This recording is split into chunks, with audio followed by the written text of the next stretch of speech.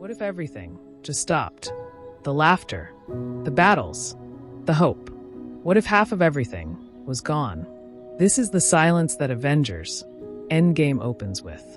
No music, no fanfare, just absence. It's not just a movie. It's a goodbye letter, a funeral march, and a promise. A promise that if you've walked this path from the beginning, from the cave in Afghanistan to the fall of Wakanda, this is where the road brings you. To closure, to sacrifice, to endgame. In the ashes of Infinity War, Earth is broken. Not just in numbers, but in spirit. The Avengers aren't saving anyone anymore. They're barely saving themselves. Tony is adrift in space, gaunt, resigned. Steve is trying to hold grief groups together. Thor is hiding behind laughter and beer. And Natasha, she's holding the tower up with her bare hands, because someone has to. It's 5 years later. And even then, the pain hasn't faded. Time didn't fix it. Then a rat crawls over a console. And just like that, the impossible becomes a plan. Scott Lang returns from the quantum realm with a wild idea. Time travel. Not to stop the snap, but to bring everyone back. They call it the time heist. And suddenly, the Avengers assemble once again. But this time, it's not just about strength. It's about memory, regret, love. Each mission is personal. Tony travels back and meets his father. Thor sees his mother on the day she dies. Steve watches the woman he loved, living without him. And through all this, there's something sacred in the silence. In the small, quiet scenes. It's a reminder. This isn't just about stones and gauntlets. It's about people. Tony Stark.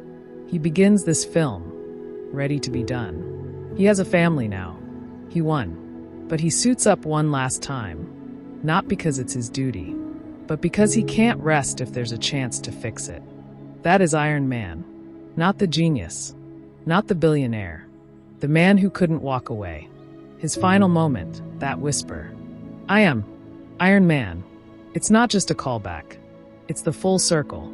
The first spark, becoming the final fire. Steve Rogers. The man out of time.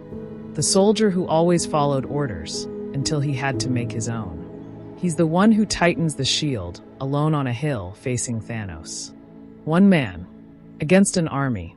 But then, you hear it, on your left, and for the first time in years, the world stands behind him again. And when the dust settles, he does the unthinkable. He passes the shield. But before that, he dances, with the woman he waited a lifetime for. A promise finally kept. Thor, a god undone. He lost his people, his family, himself. He hides behind jokes, beer, and bravado. But deep down, he's drowning. And when he holds Mjolnir again, and it responds, he whispers, I'm still worthy. Because that's what Endgame tells us. You can be broken and still worthy. You can fail and still fight. And then there's that moment. The portals, the swelling score, the return. It's not just heroes arriving. It's a universe remembering what it is.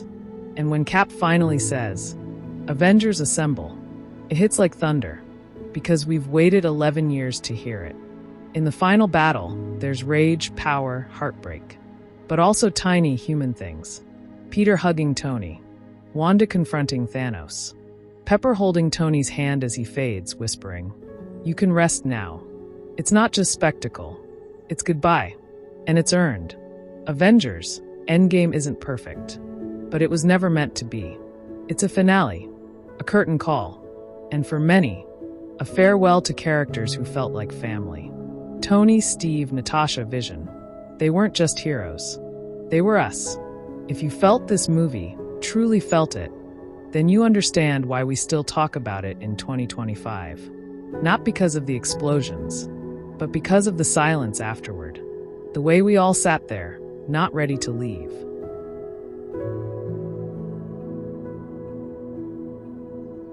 If you're enjoying this kind of deep cinematic breakdown, consider subscribing. And let us know in the comments, what movie left you speechless? And what should we break down next? This is Should You Watch It, signing off.